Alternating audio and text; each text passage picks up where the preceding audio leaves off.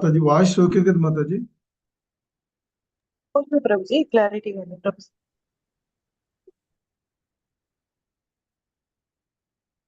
హరే కృష్ణ అందరికి. సో ఈరోజు level 2 Bhagavad Gita యథాతథము class కి మీ అందరికీ కూడా ఇస్కాన్ శ్రీ శ్రీ రాధా గోవింద ఆలయం తరపున స్వాగతం సుస్వాగతం. ఓం అజ్ఞానతిమిరాంధస్య జ్ఞానాంజనశలాకయా చక్షుర్మిలితం యేన తస్మై శ్రీ గురవే నమః. श्रीचैतन्यमनोभीष्टं स्थापितं येन भूतले स्वयं रूपः कदा मह्यं ददाति स्वपदान्तिकम्. वन्देऽहं श्रीगुरु श्रीयुतपदकमलं श्रीगुरून् वैष्णवांश श्रीरूपं साग्रजातं सहगण रघुनाथान्वितं तं सजीवं साद्वैतं सावधूतं परिजन सहितं कृष्ण चैतन्य देवं श्री राधा कृष्ण पादान् सहगण ललिता श्री विशाखान्वितांश नमो ओं विष्णुपादाय कृष्ण प्रेष्ठाय भूतले श्रीमते भक्ति वेदांत स्वामिनिति नामिने. नमस्ते सारस्वते देवे गौरवाणी प्रचारिणे निर्विशेष शून्यवादी पाश्चात्य देशतारिणे. जय श्री कृष्ण चैतन्य प्रभु नित्यानंद श्री अद्वैत गदाधर श्रीवासादि गौर भक्त वृंद. हरे कृष्णा कृष्ण कृष्ण हरे हरे, हरे राम राम राम हरे हरे. హరే కృష్ణ. సో ఈరోజు లెవెల్ 2 భగవద్గీత యథాతథము అనేటువంటి క్లాస్లో మనము ఈ 13వ అధ్యాయమైనటువంటి ప్రకృతి పురుషుడు చైతన్యము, దీనినే క్షేత్రజ్ఞ విభాగ యోగము అని పిలువబడేటువంటి ఈ అధ్యాయాన్ని మనము చూడబోయేటువంటిది. సో వాస్తవానికి ఇప్పటి వరకు మనము భగవద్గీతలోని 3 విభాగాలలో 2 విభాగాలను పూర్తి చేసుకుని 3వ విభాగమైనటువంటి జ్ఞాన షట్కాలలోని మొదటి అధ్యాయం. ఎందుకంటే మొదటి 6 అధ్యాయాలు కర్మ షట్కాలుగా ఉన్నటువంటివి, తదుపరి 6 అధ్యాయాలు భక్తి షటకాలుగా ఉన్నటువంటి భక్తి యోగాలుగా ఉన్నటువంటివి, తదుపరి ఇప్పటి నుంచి మొదలయ్యేటువంటి ఇవి జ్ఞాన షట్కాలు, జ్ఞాన యోగాలుగా ఇవి చెప్పబడేటువంటివి. సో అందులో ఈరోజు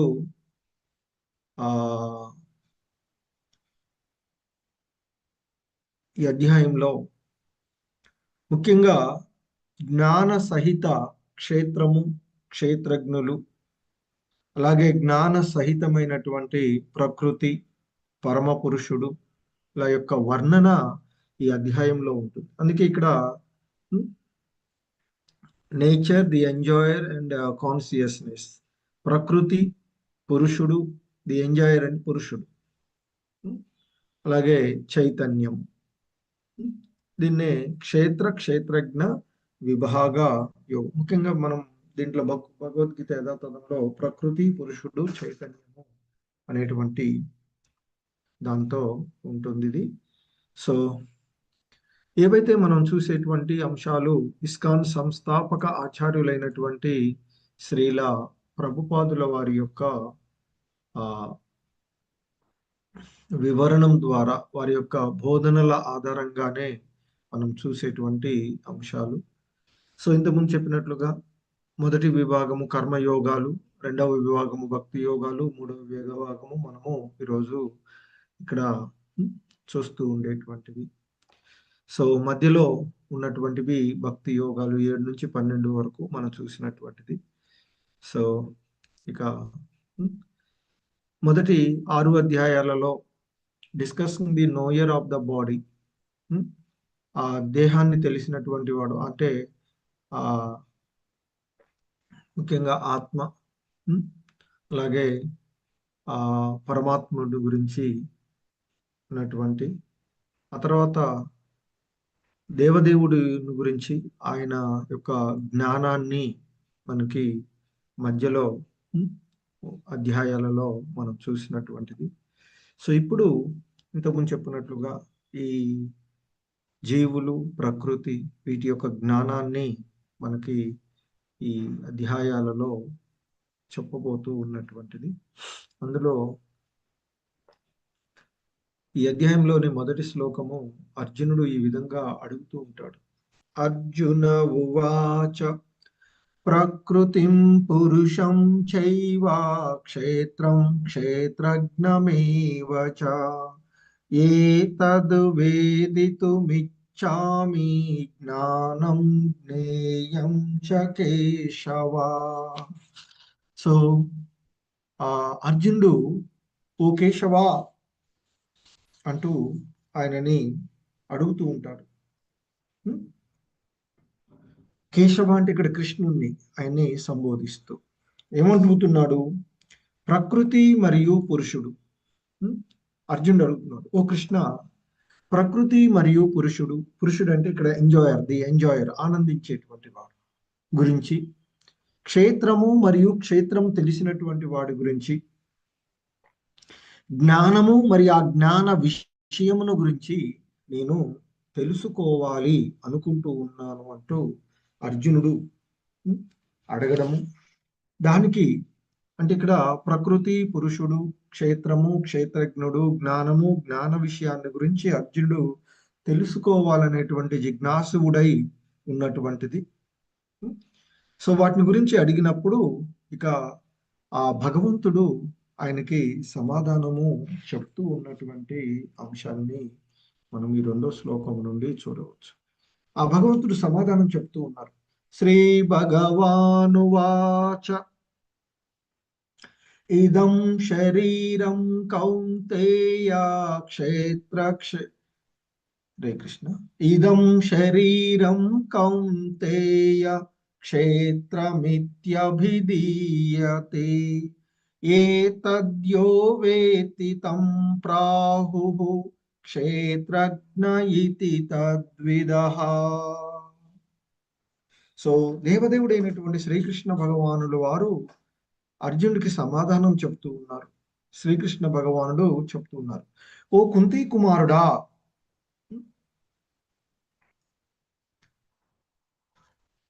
మరి ఈ దేహమును క్షేత్రము అని అంటారు, మరియు ఈ దేహము గురించి తెలిసినటువంటి వాడిని క్షేత్రజ్ఞుడు అని అంటారు. అంటే అర్జునుడు అడిగినటువంటి ఆ ప్రశ్నలకు సమాధానంగా ఆయన ఇక్కడ మొదటగా ఈ దేహమే క్షేత్రం అని చెప్పబడుతుంది, ఈ దేహాన్ని తెలిసినటువంటి వాడు క్షేత్రజ్ఞుడు అని చెప్పబడతాడు అని శ్రీకృష్ణ భగవానుల వారి యొక్క సమాధానము ఇక్కడ చెప్పబడుతూ ఉన్నటువంటిది. ఎందుకంటే ఈ దేహము బద్ధజీవునికి కర్మక్షేత్రం. బద్ధజీవుడు సంసారంలో బంధించబడి ఉంటాడు. అలాగే ఈ ప్రకృతి పైన ఆధిపత్యం చలాయించాలి అనేటువంటి భావనలో అతడు ప్రయత్నాలు చేస్తూ ఉంటుంటాడు. సో ఆ విధమైనటువంటి ప్రయత్నాలలో మనకున్నటువంటి సామర్థ్యాన్ని, మన యొక్క ప్రయత్నాలను అనుసరించి మనకి వివిధ రకాలైనటువంటి దేహాలు అన్ని ఇవ్వబడుతూ ఉండేటువంటిది. సో వివిధ రకాలైనటువంటి దేహాలన్నీ కూడా మనకి మన యొక్క సామర్థ్యము, మనము పూర్వజన్మలలో చేసుకున్నటువంటి విషయాలు, అంటే మన ఏ భావాలతో ఉంటే ఆ భావాలకు అనుకూలంగా ఇక్కడ ఆ విధమైనటువంటి దేహాలు ఇవ్వబడుతూ ఉండేటువంటిది. సో ఈ దేహము కర్మక్షేత్రంగా, అంటే మనము మన యొక్క కర్మలను ఆచరించడానికి ఉన్నటువంటి క్షేత్రం ఇది. మరి సాధారణంగా ఆ సామర్థ్యాన్ని బట్టి మనకి కర్మక్షేత్రాన్ని పొందేటువంటిది. మరి ఆ ఈ క్షేత్రమే దేహము. దేహం అంటే మనకు ఈ ఇంద్రియాలతో తయారైనటువంటి దేహం. ఎందుకంటే బద్ధజీవుడు ఈ ఇంద్రియ భోగాలను మన చెవుల ద్వారా, కన్నుల ద్వారా, ముక్కుల వాసన, నాలుక రుచులు ఇవన్నీ కూడా కూడుకున్నటువంటిది. మరి అందుకే ఇక్కడ ఈ దేహము క్షేత్రమని, అంటే ఆ బద్ధజీవునికి కార్యక్షేత్రంగా మనము చెప్పబడుతూ ఉన్నటువంటిది. అయితే మరి ఇంతకుముందు చెప్పినట్లుగా అంటే ఒక రకంగా చెప్పాలంటే మొదటి కర్మయోగాలలో చెప్పబడినట్లుగా జీవుడు గురించి, భగవంతుని గురించి అతడు అర్థం చేసుకోగలిగేటువంటి స్థితిని అక్కడ వివరించబడినటువంటి. అలాగే మనకి మధ్యలో ఉన్నటువంటి 6 అధ్యాయాలలో ఆ దేవదేవుడికి భక్తియుత సేవలో నిమగ్నమయ్యేటువంటి రహస్యము, మరింత రహస్యము అంటూ ఆత్మ పరమాత్మల మధ్య సంబంధము వర్ణించబడినటువంటిది. ఇక మరి ఈ చివరి అధ్యాయాలలో జ్ఞాన సంబంధమైనటువంటి విషయాలను ఇక్కడ మనకి ఆ భగవంతుడి ద్వారా తెలియచేయబడుతూ ఉన్నటువంటి అంశాలు. హరే కృష్ణ.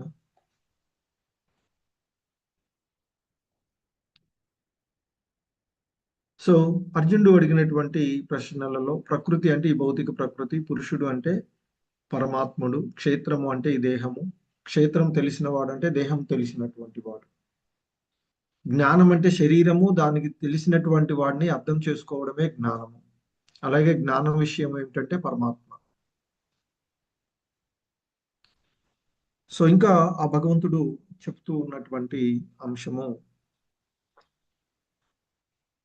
ఆయన అంటూ ఉన్నారు ఇక్కడ, క్షేత్రజ్ఞం చాపి మాం విద్ధి సర్వక్షేత్రేషు భారత క్షేత్ర క్షేత్రజ్ఞయో జ్ఞానం యత్తద్ జ్ఞానం మతం మమ.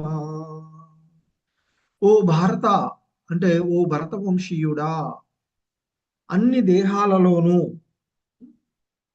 నేను కూడా క్షేత్రజ్ఞుణ్ణి అని తెలుసుకో అని చెప్తున్నారు.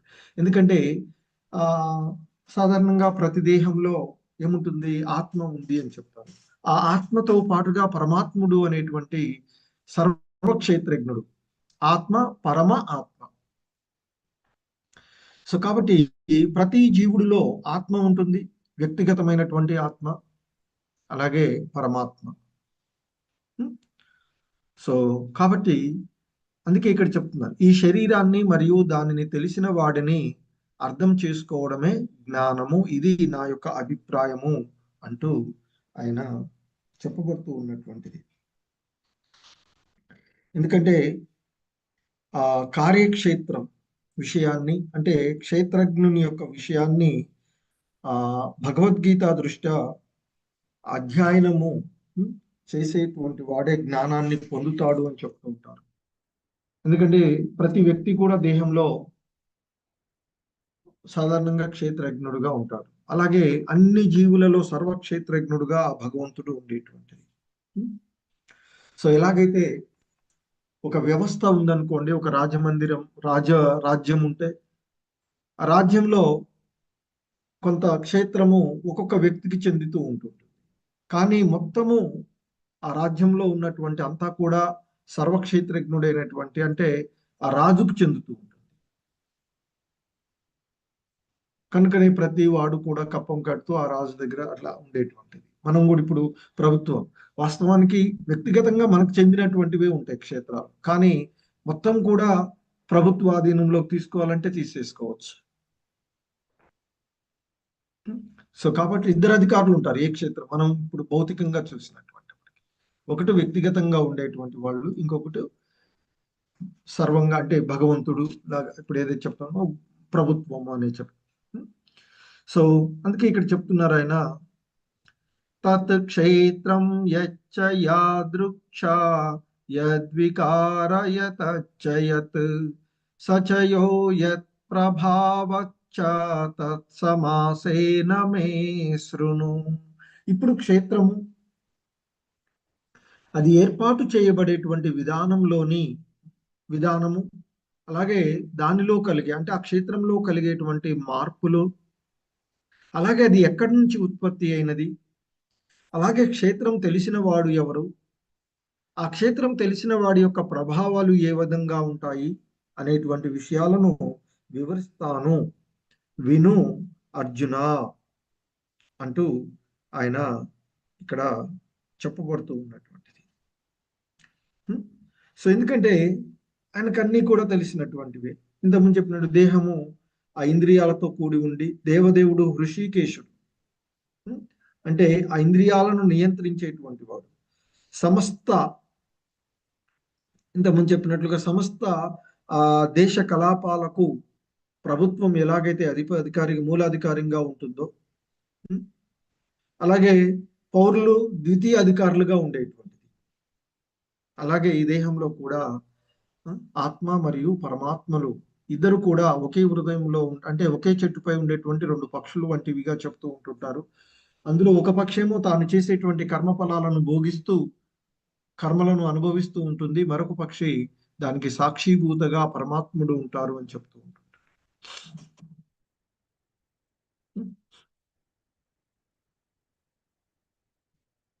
సో ఇంకా చెప్తూ ఉన్నారు ఇక్కడ, ఋషిభిర్బహుదా గీతం ఛందోభిర్విదై పృథక్ బ్రహ్మసూత్రపదైశ్చైవ హేతుమద్భిర్వినిశ్చితైః.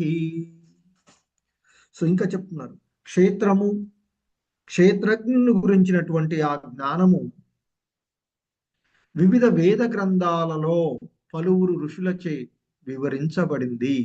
ఎన్నో వేద సూత్రాలలో ప్రత్యేకంగా బ్రహ్మసూత్రాలలో ఇది సహేతుకంగా మరియు హేతుబద్ధకంగా చెప్పబడినది అంటూ ఆ భగవంతుడు ఇక్కడ చెప్తూ ఉన్నటువంటి అంశాలు. సో ముఖ్యంగా ఇక్కడ ఆయన వివరించేటువంటి ఈ జ్ఞానం ఏదైతే ఉందో, ఈ జ్ఞానానికి సంబంధించినంత వరకు కూడా శ్రీకృష్ణుడే, దేవదేవుడైనటువంటి శ్రీకృష్ణుడే ఆది పురుషుడు, అనాదిగా ఉన్నటువంటి వాడు, ఈ సృష్టి ప్రారంభానికి ముందు నుంచి ఉన్నటువంటి వాడైనటువంటి ఆ దేవదేవుడైనటువంటి శ్రీకృష్ణుడే పరమ ప్రామాణికుడు, మహోన్నతమైనటువంటి ప్రామాణికుడు. సో కనుకనే మరి అయినప్పటికీ కూడా ఆయన ఇక్కడ ఏం చెప్తున్నారు మనకి, క్షేత్రజ్ఞు గురించినటువంటి ఆ జ్ఞానము వివిధ వేద గ్రంథాలలో పలువురు ఋషులచే వర్ణించబడినది అంటూ చెప్తున్నారు. అంటే ఆయన ప్రామాణికంగా తీసుకుంటున్నారు. ఎందుకంటే మనకి ఒక సామాన్యమైనటువంటి ఆచారం ప్రకారంగా పండితులు కానీ ప్రామాణికులు కానీ సర్వదా వారికి పూర్వము చెప్పినటువంటి వారి గురించి చెప్తుంటారు. ఇప్పుడు ఎందుకంటే అర్జునుడు అడిగినప్పుడు ఆ కాలంలో అప్పుడు కృష్ణ భగవానులు వారు చెప్తున్నారు కదా, సో ఇదే విషయాలు అంతకు పూర్వము సరే అవి భగవంతుడి నుంచి చెప్పబడినప్పటికీ కూడా పూర్వము అనుభూతి పొందినటువంటి వాళ్ళు చెప్పినటువంటి అంశాలుగా ఇక్కడ ఆయన చెప్తూ ఉన్నటువంటిది. సో మరి అందుకే ఆయన ఆ ఆత్మ పరమాత్మల యొక్క ద్వైతము మరియు అద్వైతానికి సంబంధించినటువంటి చాలా కొన్ని ఆ వేదాంతకి సంబంధించినటువంటి ప్రామాణికమైనటువంటి వేదాంతానికి సంబంధించి ఇక్కడ ఆయన వివరిస్తూ ఉన్నటువంటిది. సో వివిధ ఋషులు చెప్పబడినటువంటి అంశాలను కూడా ఇక్కడ చెప్తూ ఉన్నారు. సో భాష్యంలో మీరు చదివితే ఇంకా చాలా డీటెయిల్డ్ గా మిగిలినటువంటి విషయాలను కూడా చూడవచ్చు ఈ చాప్టర్ కు సంబంధించినటువంటి. సో 5వ శ్లోకానికి భాష్యము శ్రీల ప్రభుపాదులు వారు ఇచ్చినటువంటి ఆ భాష్యంలో మీకు వివరణ, ఇంకా కొన్ని ఉపనిషత్తుల్లో నుంచి తీసుకున్నటువంటి అంశాలను కూడా చూడవచ్చు. హరే కృష్ణ. అంటే ప్రామాణికంగా ఏ ఏ ఉపనిషత్తుల్లో ఏ విషయాలు ఉన్నవి అనేటువంటివి కూడా తీసుకొని చూడవచ్చు. హరే కృష్ణ.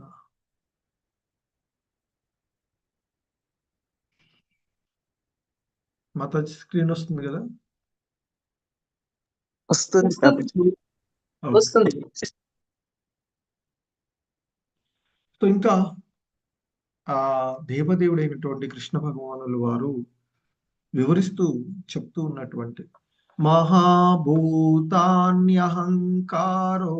బుద్ధిరవ్యక్తమేవ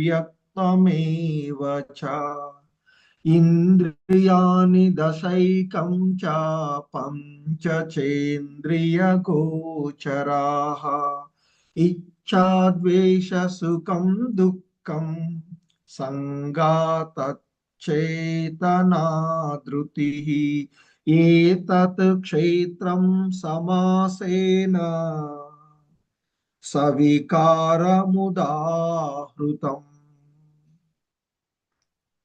ఇక్కడ మహాభూతాని అంటే పంచమహాభూతాలు, అహంకార అంటే మిథ్యా అహంకారం. సో పంచమహాభూతాలు, మిథ్యా అహంకారము, బుద్ధి, అవ్యక్తము, దశ ఇంద్రియాలు అంటే 5 జ్ఞానేంద్రియాలు, 5 కర్మేంద్రియాలు, అలాగే మనస్సు మరియు 5 ఇంద్రియ గ్రాహ విషయాలు. మనకి 5 ఇంద్రియ ఇంద్రియ గ్రాహ విషయాలు ఏవైతే ఉన్నాయో అవి. మరి ఇంకా కోరిక, ద్వేషము, సుఖము, మొత్తం జీవిత లక్షణాలు మరియు నమ్మకాలు ఇవన్నీ కలిపి సంగ్రహంగా క్షేత్రంగాను అంటే దేహంగా మనం చెప్పబడి దాని అంత ప్రక్రియలుగా భావించబడినాయి. ఎందుకంటే ఇక్కడ ముఖ్యంగా మహర్షులు ప్రామాణికులైనటువంటి వారి యొక్క వాక్కుల నుండి, వేద మంత్రాల నుండి, వేదాంత సూత్రాల నుండి ఈ జగత్తు యొక్క మూల అంశాలను మనము అర్థం చేసుకోవచ్చు అని చెప్తూ ఉంటుంటారు. ఎందుకంటే మొదట భూమి, జలము, అగ్ని, వాయువు, ఆకాశము అనే 5 మహాతత్వాలు, మహాభూతాలు, పంచమహాభూతాలుగా చెప్తుంటారు. ఆ తర్వాత మిథ్యా అహంకారము, బుద్ధి, ప్రకృతి, ప్రకృతి యొక్క త్రిగుణాల అవ్యక్త స్థితి. ప్రకృతి అంటే సత్వగుణము, రజోగుణము, తమో గుణము అనేటువంటి 3 గుణాల యొక్క అవ్యక్తమైనటువంటి స్థితిలో ఉండేటువంటిది. అందుకే ఇక్కడ చెప్తున్నారు మొదటగా పంచమహాభూతాలు, తర్వాత మిథ్యా అహంకారము, ఆ తర్వాత బుద్ధి, అవ్యక్తము. అవ్యక్తం అంటే ప్రకృతి యొక్క త్రిగుణాలుగా ఉండేటువంటి. ఆ తర్వాత మనకి ఇక్కడ చెప్పబడినట్లుగా దశ ఇంద్రియాలు. మనకి కళ్ళు, చెవులు, ముక్కు, నాలుక, చర్మము అనేటువంటి 5 జ్ఞానేంద్రియాలు ఉంటాయి. అలాగే హరే కృష్ణ, స్లైడ్ కనెక్షన్.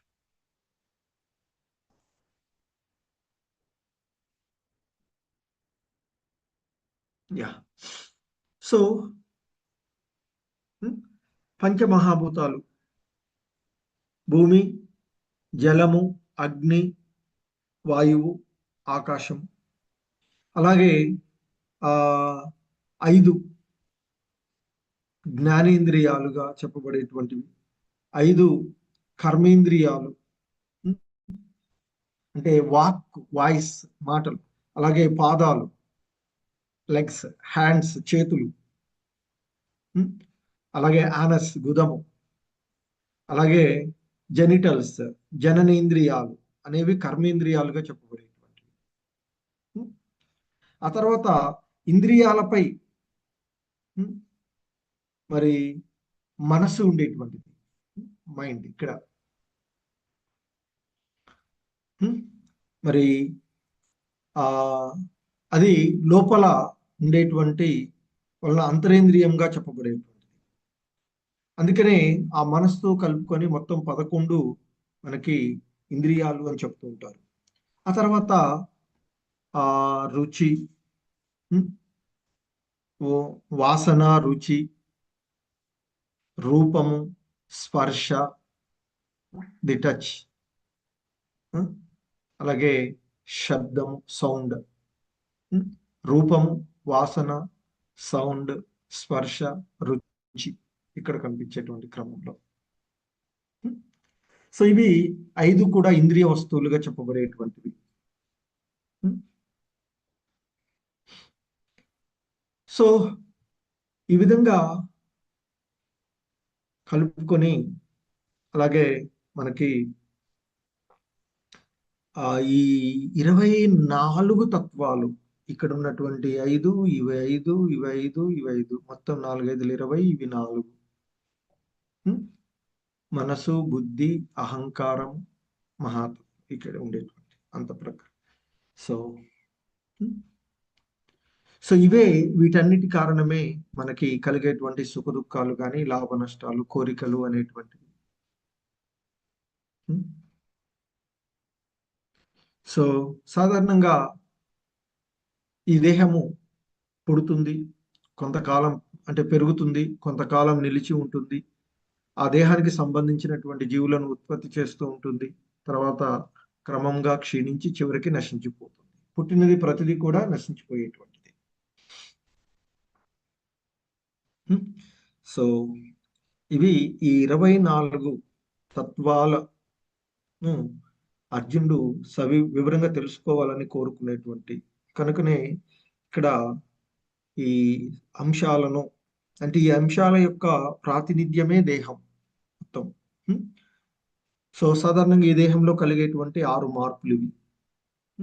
6 మార్పులు మనకి చెప్తారు. దేహం జన్మిస్తూ ఉంటుంది, పెరుగుతూ ఉంటుంది, స్థితిని కలిగి ఉంటుంది కొంతకాలం, ఆ తర్వాత ఇతర దేహాలను ఉత్పత్తి చేస్తూ ఉంటుంది, తర్వాత క్షీణించి చివరికి నశించిపోతూ ఉంటుంది.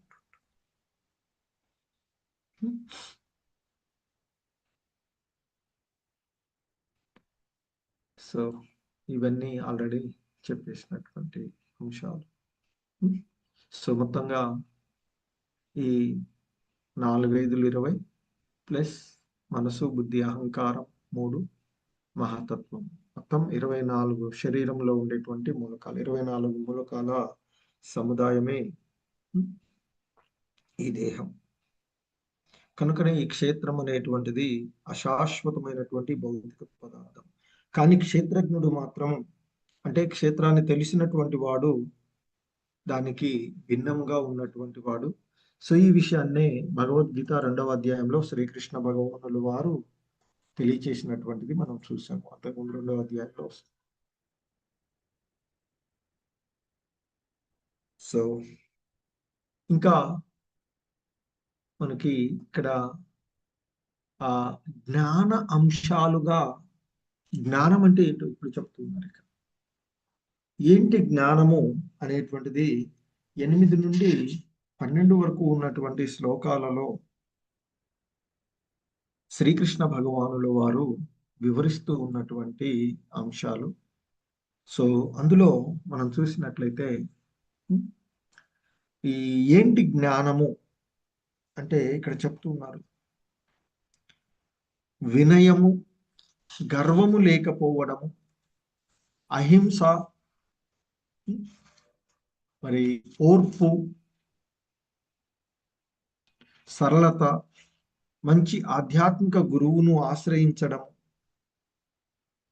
పరిశుభ్రత, స్థిరత్వము, ఆత్మ నిగ్రహము, ఇంద్రియ భోగ వస్తువులను త్యజించడము, మిథ్యా అహంకారము లేకుండా ఉండడము, జన్మ మృత్యు జరా వ్యాధుల దోషాన్ని గుర్తించగలగడము, నిర్లిప్తత, పిల్లలు, భార్య, ఇల్లు మొదలైన వాటి బంధనము నుండి విముక్తి. అంటే పూర్తిగా అన్ని వదిలేయాలని కాదు, కొంతకాలం వరకు వారితో ఉండాల్సినటువంటిది, ఆ తదుపరి మనకున్నటువంటి క్రమాన్ని చేయాలి. సుఖదుఖ సందర్భాలలో సముచితంగా ఉండడము, అంటే సమచిత్తంతో ఉండడము. అలాగే ఆయన చెప్తున్నారు, నా ఎడ నిరంతరమైన విశుద్ధ భక్తి, ఏకాంత ప్రదేశంలో నివసించాలని కోరుకోవడము, జనసామాన్యము పట్ల విరక్తి, స్వీయ సాక్షాత్కారము యొక్క ప్రాముఖ్యతను అంగీకరించడము, మరియు పరతత్వపు తాత్విక శోధన, ఇవన్నీ కూడా జ్ఞానము అని, వీటికి అన్యమైనది ఏదైనా అజ్ఞానము అని నీవు తెలుసుకోవాలి అర్జున అంటూ చెప్పబడుతూ ఉన్నటువంటిది. సో ఇక్కడ చెప్పబడినటువంటి ఈ విషయాలు మాత్రమే జ్ఞానంగా ఇక్కడ చెప్పబడుతుంది. అవి కాకుండా మిగిలిన ఏదైనా కూడా అజ్ఞానమే అంటూ ఆయన చెప్తూ ఉన్నటువంటిది. సో వినయంగా ఉండడం, మరి అంటే ఇక్కడ మనము అంటే జీవిత భౌతిక భావన మనల్ని ఇతరుల నుండి గౌరవాన్ని ఆరాటపడేటట్లుగా చేస్తూ ఉంటుంది. ఇతరుల నుంచి గౌరవించబడేటువంటి ఆ సంతృప్తి, మరి అంటే ఇతరులు నన్ను గౌరవించబడాలి అనేటువంటి భావన, ఆతృత లేకపోవడమే వినయం అని చెప్తూ ఉంటుంటారు. సో అలాగే అహింస అంటే ఇక్కడ సాధారణంగా అహింస అంటే ఒక జంతువులను చంపడము, జీవులను చంపడమే అనుకుంటూ ఉంటారు హింస అంటే. అది కాదు, చంపకపోకుండా ఉండడమే కాదు.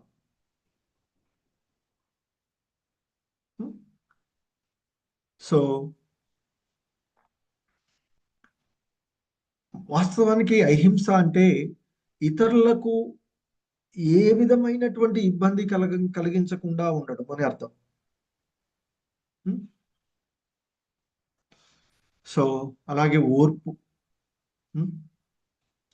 అలాగే సరళత, ఒక ప్రామాణికమైనటువంటి సరళత్వం అంటే ఎటువంటి తంత్రం లేకుండా, ఎటువంటి కుతంత్రాలు లేకుండా ఉండేటువంటి, ఎవరితోనైనా యథార్థాన్ని మాట్లాడగలగడమే సరళత అని చెప్తూ ఉంటుంటారు. అలాగే ఆధ్యాత్మిక జీవనానికి మనకి దోహదపడేటువంటి ఆధ్యాత్మికమైనటువంటి గురువు. విద్యా అహంకారం అంటే ఈ దేహమే నేను అనేటువంటి భావనలలో ఉండడం. సో ఇలాన్నిటినీ కూడా లేకుండా, అలాగే జననము, మృత్యువు, ముసలితనము, రోగాన్ని స్వీకరించడంలో ఉన్నటువంటి దుఃఖాన్ని మనిషి అర్థం చేసుకోవడానికి ప్రయత్నం చేయాలని చెప్తుంటారు. అందుకే ఈ జనన మరణాలకు అతీతంగా అయ్యేటువంటి స్థితినే ముక్త స్థితిగా చెప్పబడుతూ ఉంటుంది.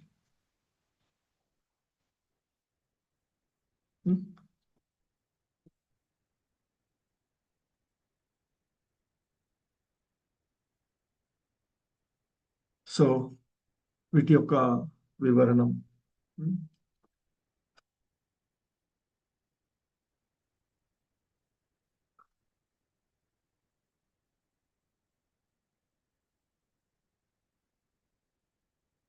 సో ఇంకా మనకి ఇక్కడ చెప్పబడుతూ ఉన్నటువంటి అంశము, జ్ఞేయం యత్తత్ ప్రవక్ష్యామి యద్ జ్ఞాత్వామృతమశ్నుతే అనాదిమత్పరం బ్రహ్మ న సత్తన్న సదుచ్యతే. సో ఇక ఆ భగవంతుడు చెప్తూ ఉన్నటువంటి అంశం ఏంటంటే ఇక్కడ ముఖ్యంగా, ఓ అర్జున,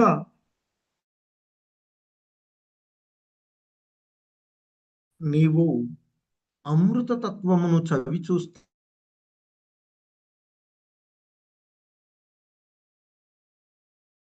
నాకు అధీనమైనది అయినా బ్రహ్మము ఈ భౌతిక ప్రపంచం యొక్క కార్యకారణాలకు అతీతంగా ఉంటుంది అంటూ ఆ భగవంతుడు మరికొంత జ్ఞానాన్ని ఇక్కడ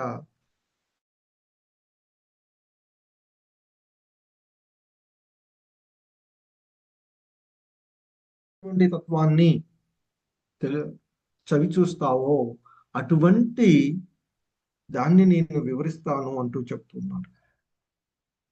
ఎందుకంటే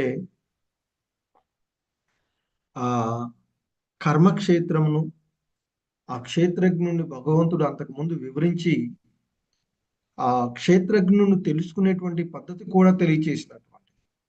ఇక ఇప్పుడు తెలుసుకోదగింది అంటే ఆత్మ తర్వాత పరమాత్మ తత్వాలను, శాశ్వతమైనటువంటి దివ్యమైనటువంటి సనాతనమైనటువంటి ఆ పరమాత్మ తత్వాన్ని వివరించడం మొదలు పెడుతున్నారు ఈ శ్లోకం నుండి.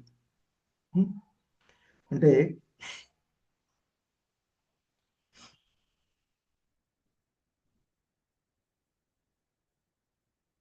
హరే కృష్ణ. సో చెప్తూ ఉన్నారు ఇక్కడ ఆ పరమాత్మ యొక్క తత్వాన్ని ఈ శ్లోకంలో చెప్పబడుతుంది. సర్వత పాణిపాదం తత్ సర్వతోక్షిశిరోముఖం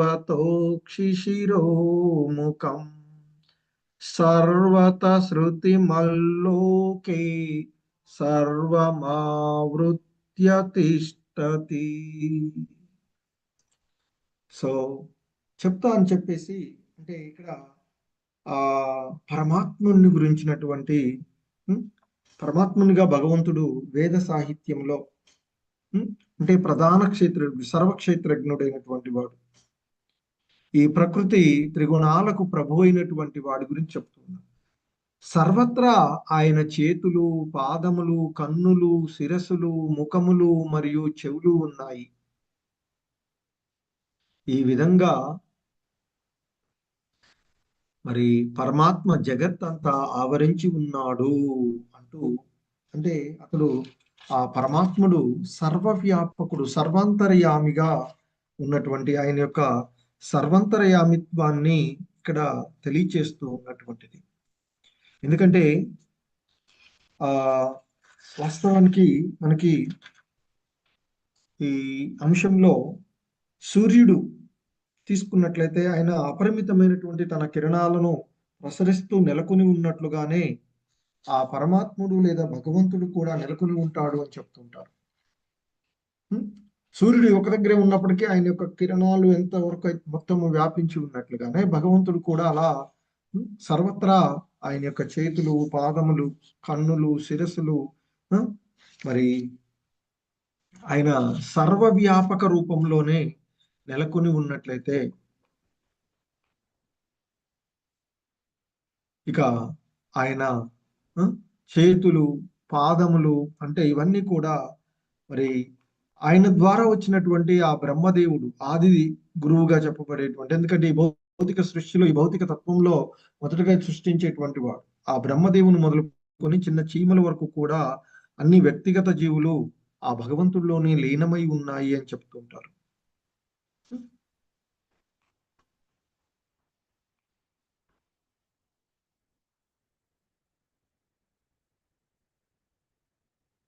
హరే కృష్ణ. ఒక్క నిమిషం.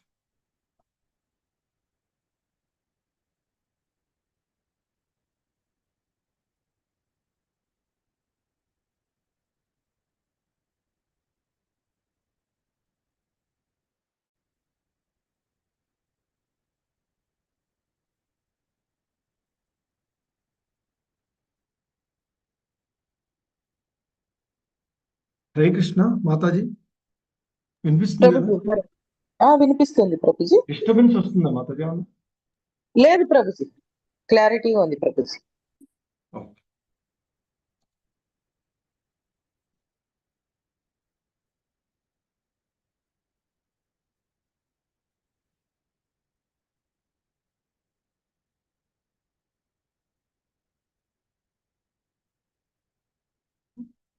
సో ఆ భగవంతుని యొక్క సర్వ వ్యాపకత్వాన్ని మనకి, ఆ పరమాత్మని యొక్క సర్వ వ్యాపకత్వాన్ని ఈ శ్లోకంలో వివరించినటువంటి అంశం చూసాం. సో ఇంకా చెప్తూ ఉన్నారు ఆ పరమాత్మను గురించి. సర్వేంద్రియ గుణవాసం సర్వేంద్రియ వివర్జితం అసక్తం సర్వభృచ్చైవ నిర్గుణం గుణభోక్తృచ. పరమాత్ముడు అన్ని ఇంద్రియాలకు అసలు మూలము అయినప్పటికీ కూడా అతను ఇంద్రియ రహితుడు, అన్నింటినీ రక్షించి పోషించేవాడు అయినప్పటికీ కూడా అన్నిటి ఎడ అనాసక్తుడుగా ఉంటాడు.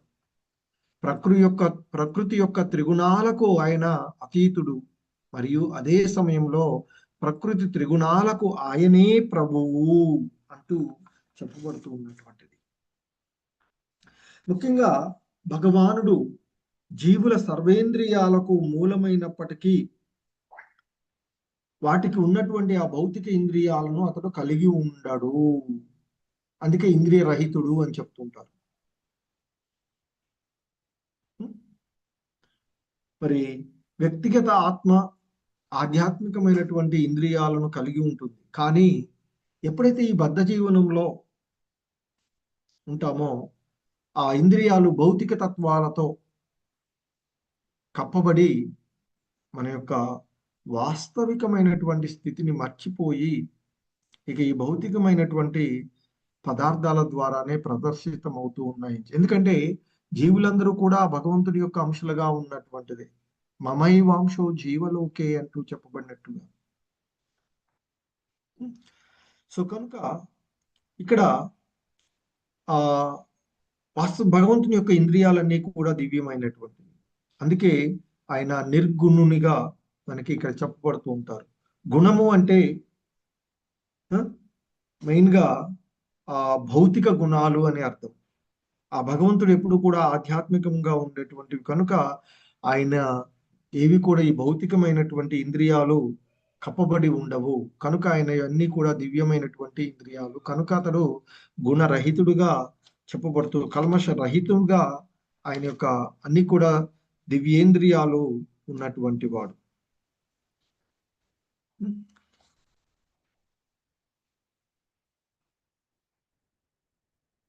సో ఇంకా చెప్తూ ఉంటారు, బహిరంతచ్చ భూతానాం అచరం చరమేవ చ సూక్ష్మత్వాత్ తద్ విజ్ఞేయం దూరస్థం చాంతికే చ తత్. పరమపురుషుడు అంటే ఆ భగవంతుడైనటువంటి ఆ పరమపురుషుడు కదిలేవి మరియు కదలనివైనటువంటి సకల జీవుల అంటే ప్రతి జీవుని బయట లోపల ఉంటాడు అని చెప్తున్నారు. అతి సూక్ష్మంగా ఉన్నందున అతడు చూడడానికి లేదా తెలుసుకోవడానికి ఈ భౌతికమైనటువంటి ఇంద్రియాల శక్తి సరిపోదు. ఎందుకంటే ఈ శక్తికి మించినటువంటి వాడు ఆ భగవంతుడు.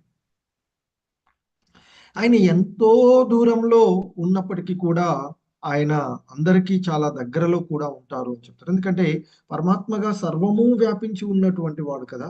మరి అనంత విశ్వంలో ఎంతో దూరంలో ఉన్నటువంటి వాడు. అదే సమయంలో ప్రతి జీవుని యొక్క హృదయంలో మనం చూడగలిగితే ప్రతి జీవుని యొక్క హృదయంలో ఉన్నాడు. అంటే చాలా దగ్గరగా కూడా ఉన్నటువంటి వాడు ఆ భగవంతుడు. సో ఆ విధంగా ఆ పరమ పురుషుడైనటువంటి నారాయణుడు, ఆ దేవదేవుడైనటువంటి ఆ శ్రీహరి ప్రతి జీవునికి బయట ఉంటాడు, సర్వాంతర్యామిగా బయట ఉండేటువంటిది. అలాగే లోపల నివసిస్తూ ఉన్నాడు, ప్రతి జీవుని యొక్క హృదయంలో ఉన్నాడు అనేటువంటిది మనకి వేద సాహిత్యంలో తెలుపబడినటువంటి అంశం. ఆయన ఆధ్యాత్మిక జగత్తులోను ఇటు భౌతిక జగత్తులోను రెండింటిలోనూ ఉంటాడు.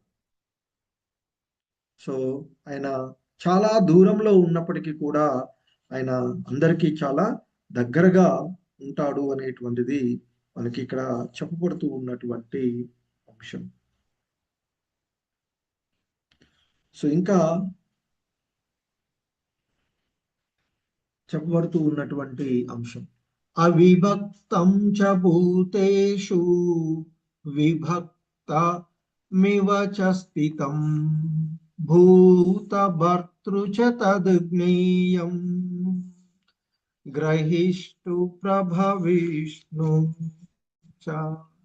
పరమాత్మ విభజించుటకు వీలు లేనివాడు అయినా సర్వ ప్రాణులలో వేరువేరుగా అంటే సర్వము సమంగా వ్యాపించి ఉన్నటువంటి వాడు, అదే సమయంలో మళ్ళీ ప్రతి జీవులోనూ విడివిడిగా ఉన్నటువంటి సమస్త జీవులకు ఆ పరమేశ్వరుడే సృష్టికర్త, సంరక్షకుడు, పోషకుడు మరియు లయకారకుడు అని తెలుసుకో అర్జున అంటూ చెప్తూ ఉన్నటువంటిది. ఎందుకంటే భగవానుడు ప్రతి హృదయంలో పరమాత్మగా నెలకొని ఉన్నాడు. అంటే ఇక్కడ దాని అర్థం ఏంటంటే విభజించబడ్డాడు అని కాదు. సో ఎందుకంటే మనకి ఆ సూర్యుడు ఒక్కడిగా ఉన్నప్పటికీ కూడా మరి మనము ఇక్కడ చూస్తే మనకి ఇక్కడ కనిపిస్తూ ఉంటుంటారు, కొన్ని వేల మైళ్ళ దూరంలో వెళ్ళి చూస్తే అక్కడ కూడా కనిపిస్తూ ఉంటారు. అంత మాత్రాన విడివిడిగా ఉన్నట్టు కాదు. సో అలాగే ఆ భగవంతుడు కూడా అన్ని జీవులలో ఉన్నప్పటికీ కూడా ఆయన అవిభక్తుడుగా ఉన్నటువంటి వాడుగా ఆయనని మనము తెలుసుకోవలసినటువంటి అంశం.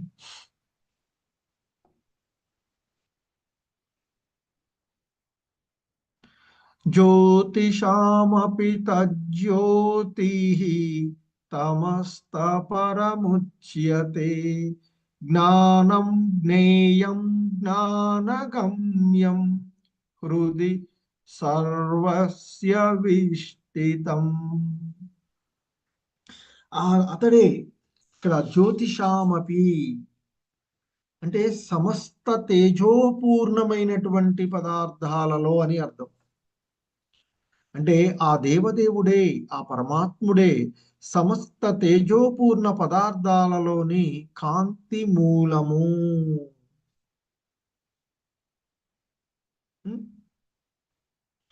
కాంతజ్యోతి, ఆ కాంతికి మూలము ఆ భగవంతుడే. తమస పరముచ్యతే. సో అలాగే అజ్ఞాన అంధకారానికి అతీతుడు, అవ్యక్తుడు, జ్ఞానము మరియు జ్ఞానంతో తెలుసుకోదగ్గవాడు, జ్ఞానంతో పొందదగినవాడు అయి అందరి హృదయాలలో అధిష్ఠించి ఉన్నాడు అంటూ ఆ పరమాత్ముని యొక్క తత్వాన్ని గురించి ఇక్కడ మనకి వివరించబడినటువంటి అంశాన్ని మనము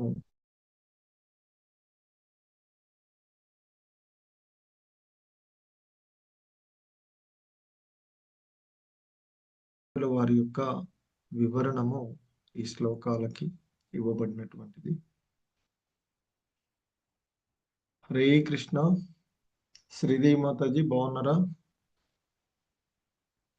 హరే కృష్ణ ప్రభుజీ. బాగున్నారా మాతాజీ? బాగున్నాను Prabhuji. Prabhuji 12th chapter complete అయిందా? నిన్న అంటే ఆ మధ్య కొంచెం